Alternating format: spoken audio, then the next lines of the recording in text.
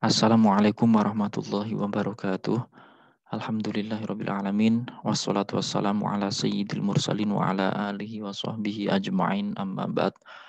Rabbi shrah li sadri wa yassir li amri wahlul 'uqdatam min lisani yafqahu qawli. Rabbana iftah bainana wa baina qaumina bil haqqi wa anta khairul fatihin. Alhamdulillah kita kembali lagi di pelajaran hadis dengan kitab Arba'in Nawawiyah. Pada kesempatan ini kita melanjutkan hadis yang ke-34 yang mana hadis ini bertemakan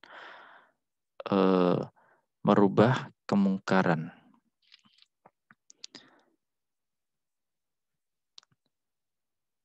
Disebutkan Bismillahirrahmanirrahim. An Abi Sa'idin Al-Khudri radhiyallahu anhu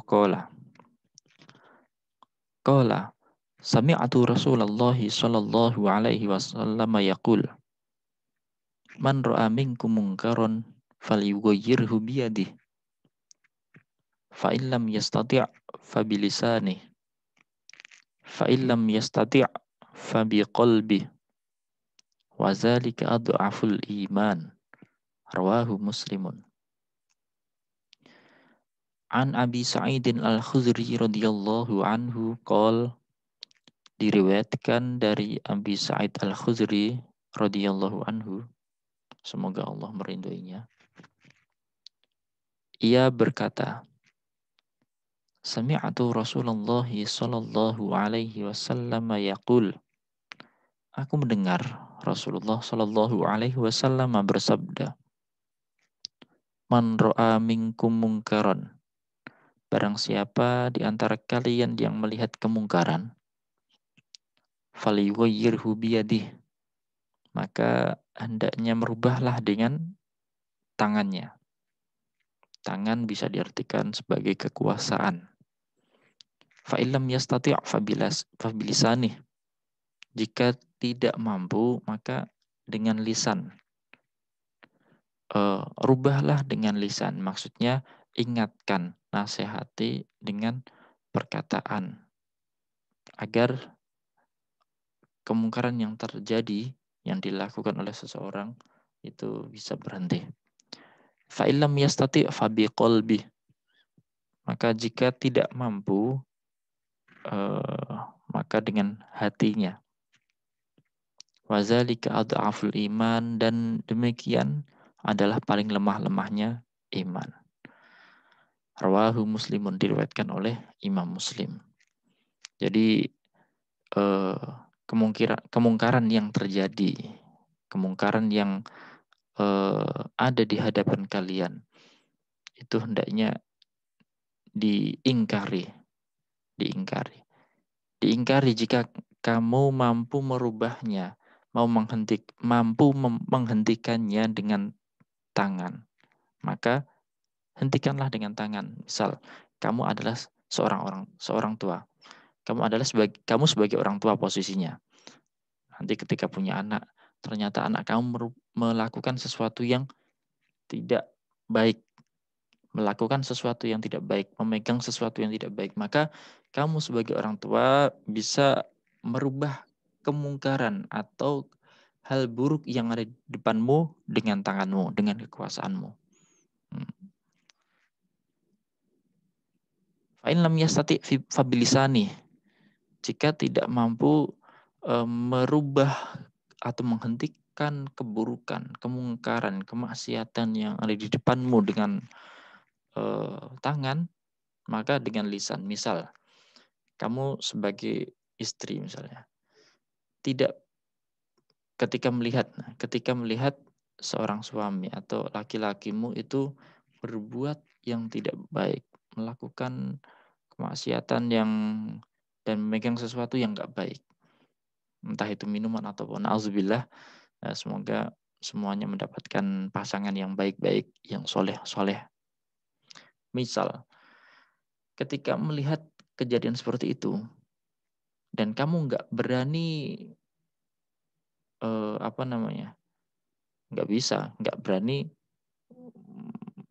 nggak mampu dengan tangan kamu untuk merubah kemungkaran itu, maka cukuplah dengan lisan, ingatkan, Mas, kalau seandainya itu adalah seorang suami atau seorang kakak misal, Mas jangan gini gini gini, sebaiknya gini gini gini gitu.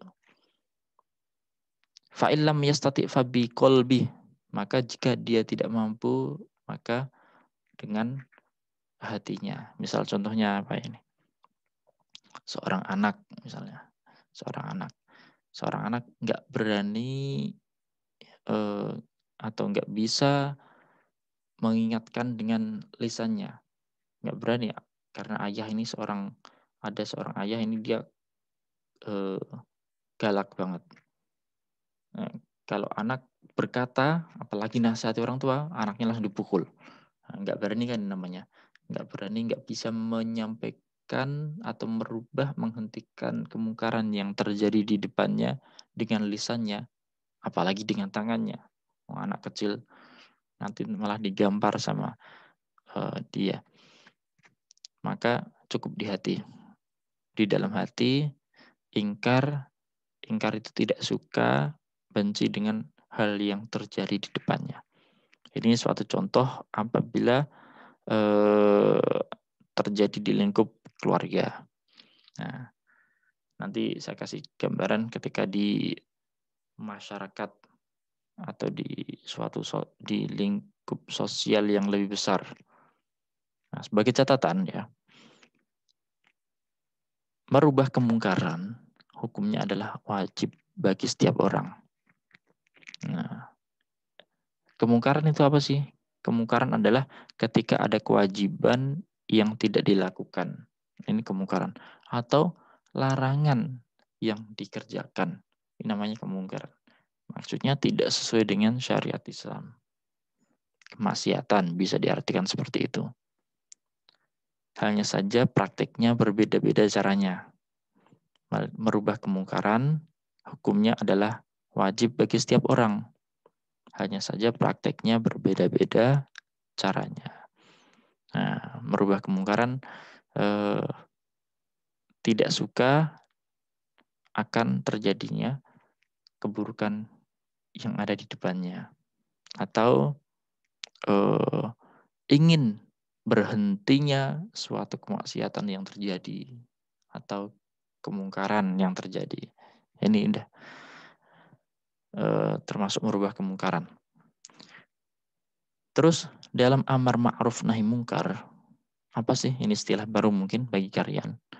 Amar ma'ruf nahi mungkar, yaitu merintah kebaikan dan melarang keburukan. Terdapat level-levelnya, ada tingkatan-tingkatannya. Kalau lingkupnya adalah suatu negara atau daerah, maka bisa dilakukan dengan tangan. Kemungkaran bisa dihentikan dengan tangan atau dengan kekuasaan bagi para penguasa, bagi para pemerintah, para pemimpin, gitu.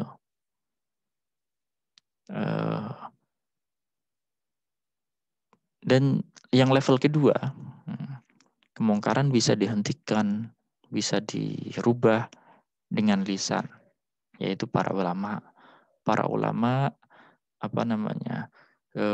memberikan nasihat kepada masyarakat, memberikan nasihat kepada para pemimpin yang ketika berbuat yang nggak baik, memberikan masukan, memberikan saran, nasihat.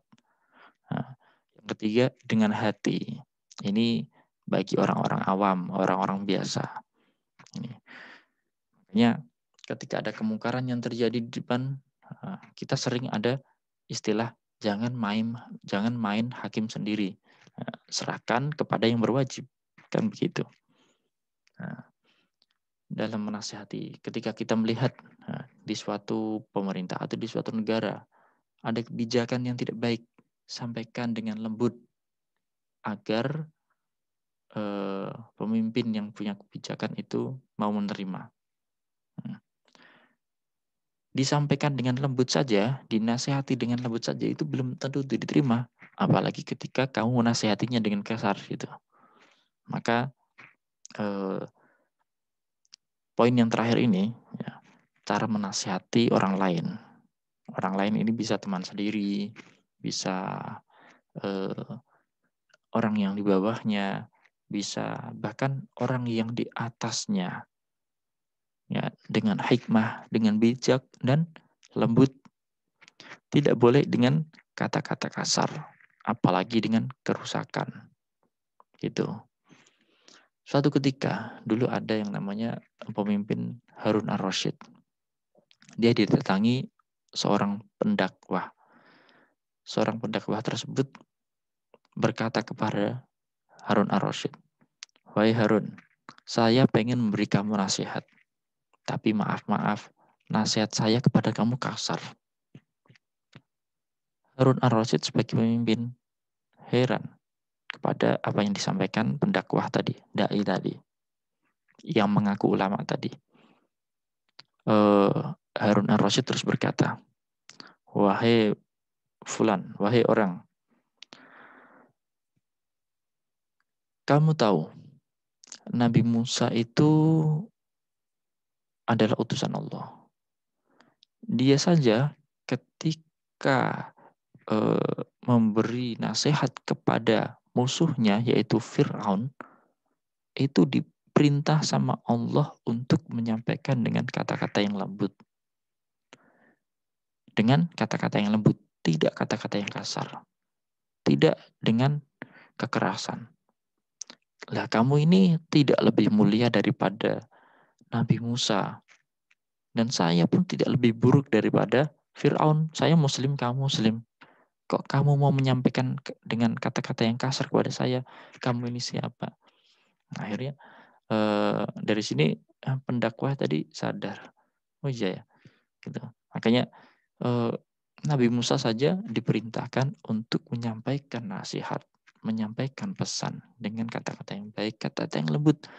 Dalam Al-Quran disebutkan qaulan layyina, faqula lahu qaulan layyina. Wahai Nabi Musa dan Nabi Harun,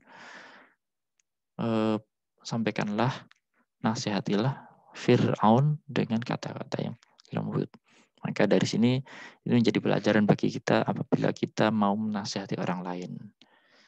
Setelah kita menasihati diri kita sendiri, nasihatilah, sampaikanlah dengan kata-kata yang lembut, dengan penuh kasih sayang. Insya Allah orang yang kamu nasihati akan bisa menerimanya. Allah alam bisawab. Assalamualaikum warahmatullahi wabarakatuh.